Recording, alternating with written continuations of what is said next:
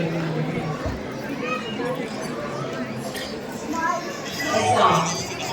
Assam is one of the eight sister states of northeastern India.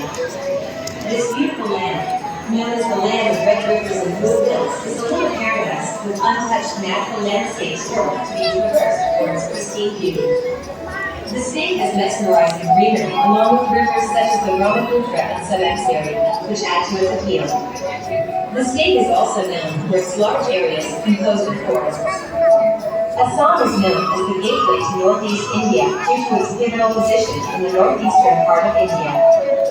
Agriculture is the main occupation of the people in Assam. The Assamese women practice weaving as an occupation. It is known for its tea industry and biodiversity. It is also famous for its silk production and is home to the one-horned Indian rhinoceros. The native language of Assam is Assamese. The Bihu festival is an important cultural celebration in Assam. It is celebrated with joy and abundance by all Assamese people irrespective of caste, creed, religion, faith, and belief.